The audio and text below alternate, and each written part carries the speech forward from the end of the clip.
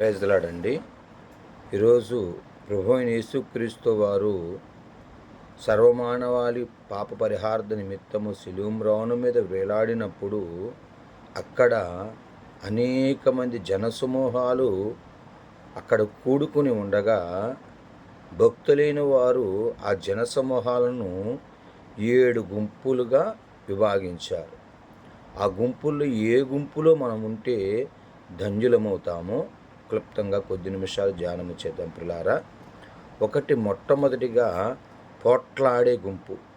మత్తయి సువార్త 27వ అధ్యాయం 40వ వచనములో ఇక్కడ శాస్త్రులు, పరిసయ్యులు, సద్దూకయ్యులు అందరూ కూడా ప్రభువుని అంటున్నారు, ఈయన దేవాలయమును పడగొట్టి 3 దినాల్లో కడతాడని చెబుతున్నాడు. మన పితరులు ఎన్నో సంవత్సరాలు కష్టపడి శ్రమించి దేవాలయాన్ని కడితే ఈయన 3 దినాల్లో కడతానంటున్నాడు. మొట్టమొదటిగా ఈయన శిలువ మీద ఆ పడుతున్న శ్రమను తప్పించుకుని దిగితే మనం నమ్ముతామని చెప్పి అక్కడ ఉన్నవారు శాస్త్రులు, పరిసయ్యులు, సద్దూకయ్యులు ప్రభువుని ఎన్నో రకాల మాటలతో హింసిస్తూ ఉన్నారు పిల్లలు. ఎందుకంటే ప్రభువారు మత్తయి సువార్త 23వ అధ్యాయం 27వ వచనములో, అయ్యో వేషధారుల శాస్త్రులారా, పరిసయ్యులారా, సద్దూకయ్యులారా, మీరు సున్నము కుట్టిన సమాధులను పోలి ఉన్నారు. అవి పైకి చూడటానికి అలంకరింపబడి ఉన్నవి, కానీ అవి లోపల కల్ముషముతోనూ కొల్లుతో నిండుకున్నవని ప్రభువు వారిని అనేక జన సమూహాల మధ్య వారి గురించి ప్రజలకు తెలియపరచగా, వారు ఆ కోపమును వారి మనసులో పెట్టుకుని ప్రభువు ఎప్పుడైతే మౌనము దాల్చారో అక్కడ శాస్త్రులు, పరిసయ్యులు, సద్దూకయ్యులు ప్రభువు మీద అనేక నేరాలు మోపుతూ ఉన్నారు పిల్లారా. ఈరోజు నిజమే, లోకములో ప్రభువుని వెంబడిస్తున్న వారు నిజమైన భక్తి కలిగిన వారై ఉండాలి. ఈ పోట్లాడే గుంపు ఎలాగ ఉన్నదంటే, వీరి భక్తి ముసుగులో ఉన్న క్రైస్తవులుగా, భక్తి ముసుగులో ఉన్న భక్తులుగా కనబడుతున్నారు. వీరు చూడటానికి చక్కటి నిలువంగి ధరించుకుని గొప్ప బోధకుల వలె ఉన్నారు, కానీ వారు దేవుని ధర్మశాస్త్రాన్ని అయితే బోధిస్తున్నారు, కానీ వారిలో దేవుని యొక్క భయము ఏమాత్రం లేశమైన లేకపోవటం వలన ప్రభువుని ఎన్నో రకాలుగా శోధించారు. నువ్వు ధర్మశాస్త్రాన్ని కొట్టివేయటానికి వచ్చావా? పాపము చేత పట్టబడి ప్రభు దీనికి తీసుకువచ్చి నువ్వు పాపులను రక్షిస్తానంటున్నావు. ధర్మశాస్త్ర ప్రకారం మేము రాళ్లతో కొట్టి చంపాలి. మరొక సందర్భం, ఇదిగో మీ బోధకుడు కైసరుకు పన్ను కట్టడా, బోధకులందరూ కైసరుకు పన్ను కట్టాలి అని చెప్పి అనేక రకాలుగా ప్రభువుని శోధించారు. కానీ ప్రభువుని వారు జయించలేక వారు మాట్లాడిన ప్రతి మాటకు ప్రభు సమాధానం చెప్పాడు. ఎప్పుడైతే శిలువ మీద ప్రభు వేలాడారో ఈ పోట్లాడే గుంపు ప్రభువుని అనేక రకాల మాటలతో హింసించారు.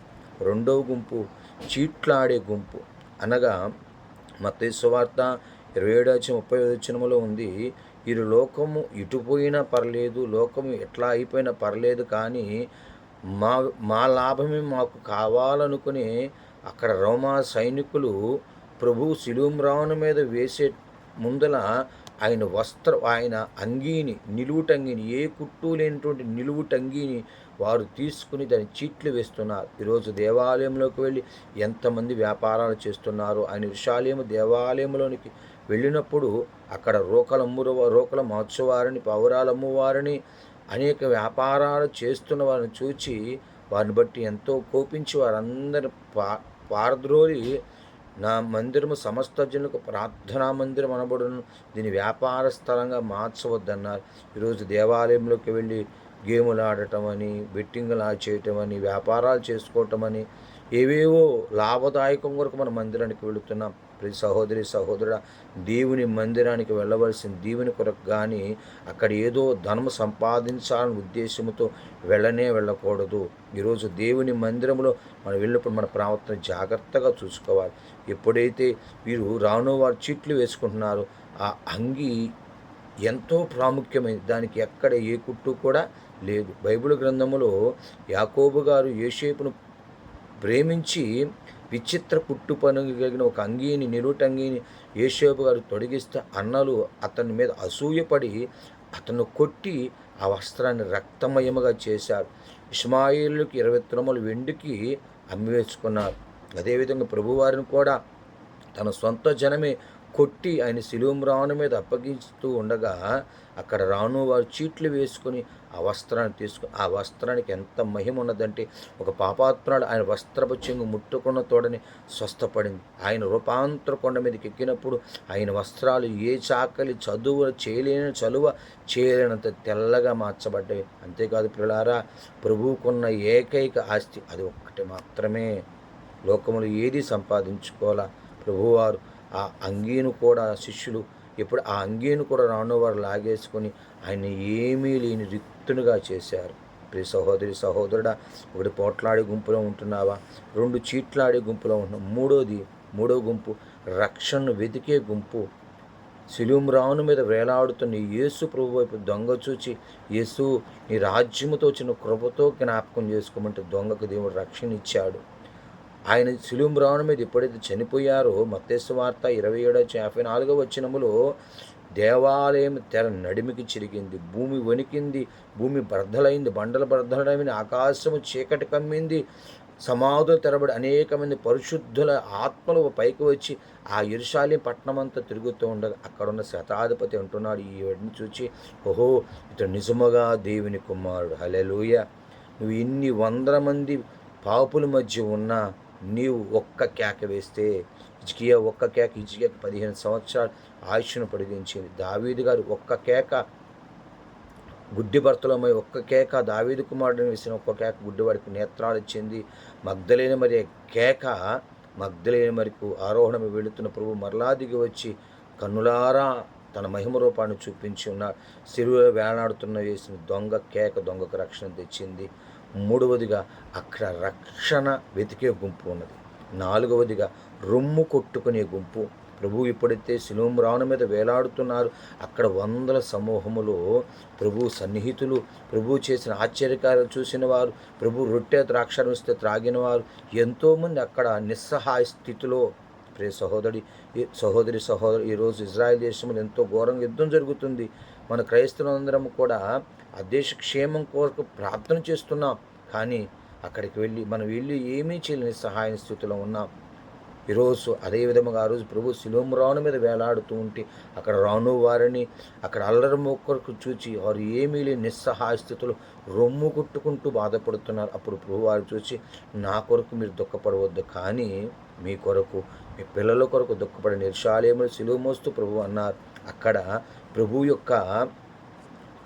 యొక్క సొంత సహోదరులు సహోదరిమణులు కూడా ఉన్నారు. మత్తయి సువార్త 13:55 వచనంలో ప్రభువుకి 4 సహోదరులు ఉన్నారు, 4 తమ్ముళ్ళు ఉన్నారు, సహోదరిమణులు కూడా ఉన్నారు. ఆ కుటుంబం అంతా కూడా అక్కడ ఉండగా వారందరూ రొమ్ము కొట్టుకుంటూ అక్కడ బాగుపడిన వారు, మరణము బంధకాల నుంచి లేపబడిన వారు, స్వస్థమైన ఎంతోమంది రొమ్ము కొట్టుకుంటూ ఏడుస్తున్నారు. పిల్లారా, 4వ గుంపు రొమ్ము కొట్టుకునే గుంపు.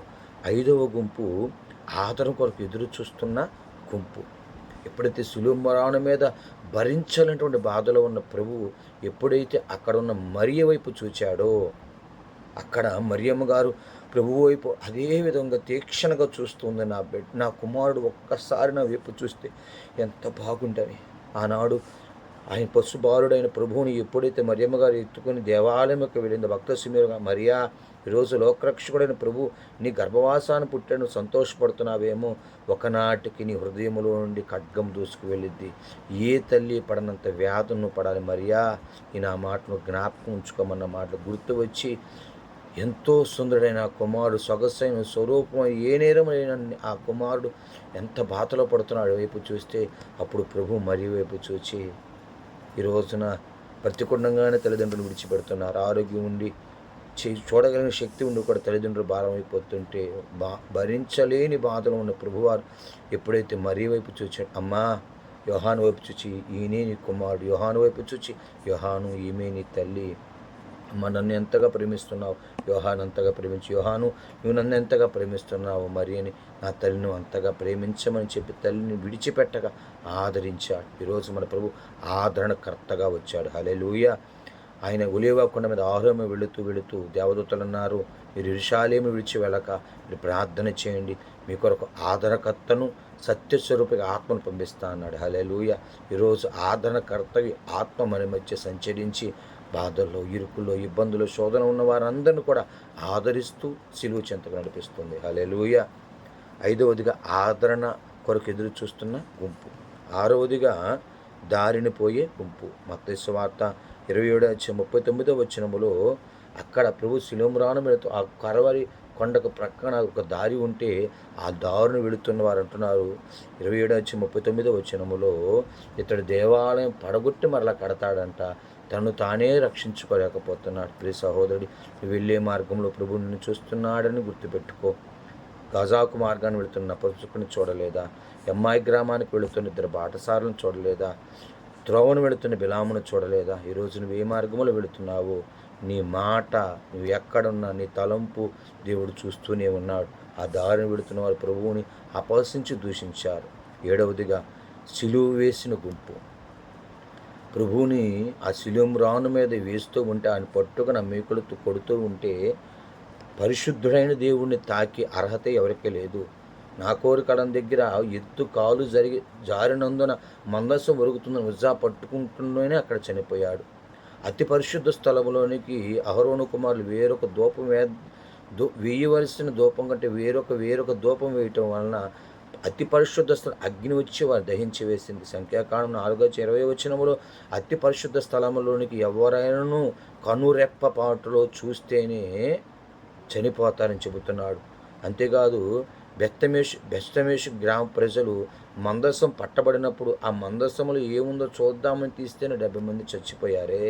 అటువంటి పరిశుద్ధుడైన దేవుడు ఆ శిలువ రాను వారు అప్పచెబుతూ ఉంటే ఆయన క్షమించే హృదయం కలిగిన వాడు గనక వారు సిలువ వేయగలిగారు. కానీ పేతురు గారితో అంట గెత్సేమనే వనములో, పేతురు, నేను కోరుకుంటే 12 వ్యూహ సైన్యములు నా తండ్రి నా కోసం పంపిస్తాడు. ఒక వ్యూహం అంటే 6,000, 12 6,000 ఎంతంటే 72,000 మంది దూతలు. ఒక దూత రాత్రికి అశూరు సైన్యములో 1,75,000 మందిని చంపింది. అంటే భూమి మీద ఏ నరుడులు కూడా లేకుండా చేయగలంత దూతల సమూహం ప్రభు చుట్టూ ఉన్న ఆయన పాప మానవాళి కొరకు ఈ లోకంలో ఉన్న వారందరి కొరకు తన ప్రాణం బలిగా పెట్టాలి గనక ఆయన శిలువ మీద వేలాడి తన ప్రాణం ఖరీదముగా చెల్లించాడు. మరి మొదటి గుంపు పొట్లాడే గుంపు, రెండో గుంపు చీట్లాడే గుంపు, మూడో గుంపు రక్షణ వెతికే గుంపు, నాలుగో గుంపు రొమ్ము కొట్టుకునే గుంపు, ఐదో గుంపు ఆదరణ కొరకు ఎదురు చూస్తున్న గుంపు, ఆరవ గుంపు దారిన పోయే గుంపు, ఏడో గుంపు సిలువ వేసిన గుంపు. మరి ఈ గుంపులో నీవు ఉన్నావు. రాత్రికాలం జ్ఞాపకం చేసుకుని నీవు దేవునికి ఇష్టమైన గుంపులో, బుద్ధి కలిగిన వారి గుంపులో ఉంటే, సియోను గుంపులో ఉంటే, నూరంతుల గుంపులో నీవు ఉంటే తప్పగా ఆశీర్వదించబడతావు. మధ్యాకాశం ప్రభువులు 7 ఏళ్ల విందులు, 1000 ఏళ్ల పరిపాలన, కొత్త ఆకాశ కొత్త భూములు, 20 రాజ్యం వెళుదము గాక. దేవుడు తన మాట దీవించును గాక.